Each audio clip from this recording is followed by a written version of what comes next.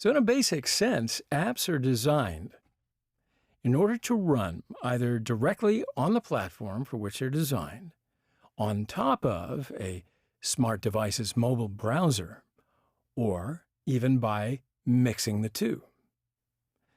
So in this lecture, we're going to define characteristics that qualify an app for its respective place in mobile app taxonomy, as well as discuss the differences for each variation.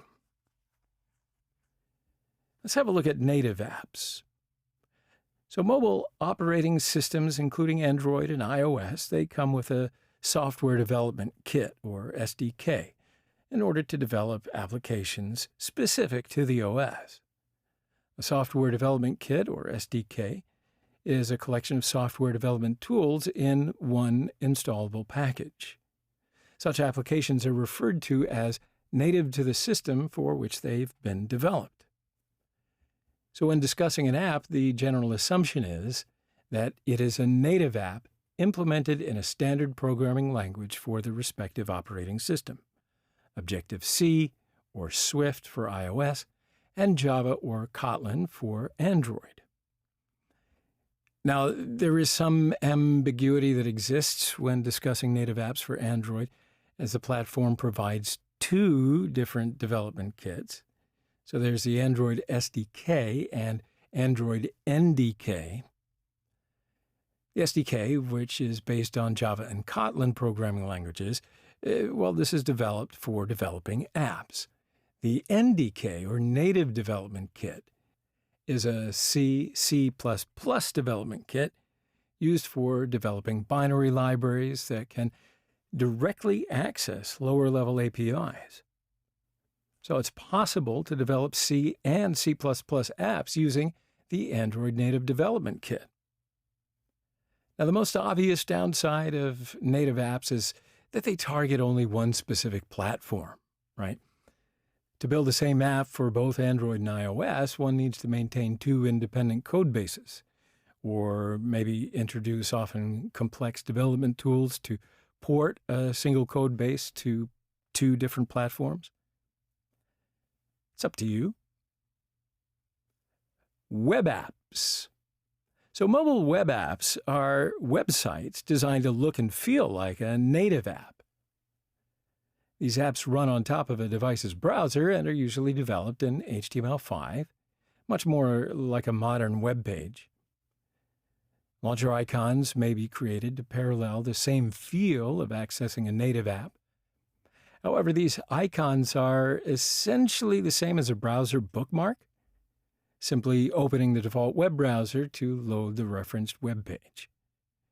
The biggest advantage is reduced development and maintenance costs associated with a single code base, as well as enabling developers to distribute updates without engaging the platform's specific app stores. Hybrid apps.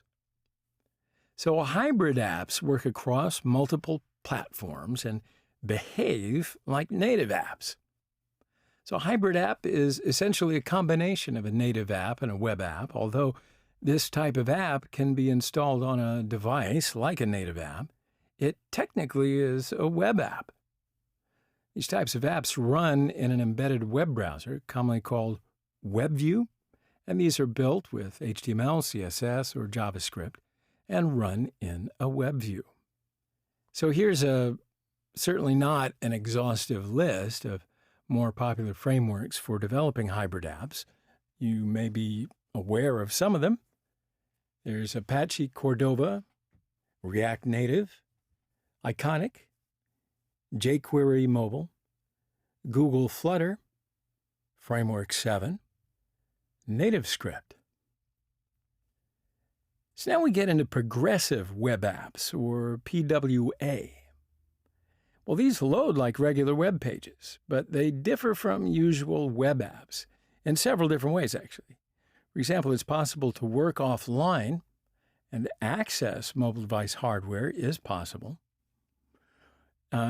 Usually, or traditionally, it's only available to native mobile apps, right?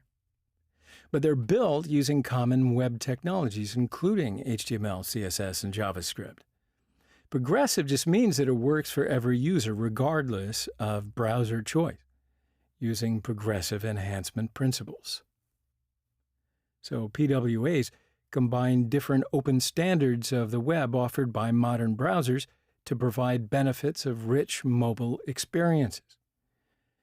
A web app manifest, which is a simple JSON file, can be used to configure the behavior of the app after installation. And it will specify the name of the web application, links to the web app icons or image objects, the preferred URL to launch or open the web app configuration data, the default orientation of the web app, as well as the option to set the display mode, for example, the full screen.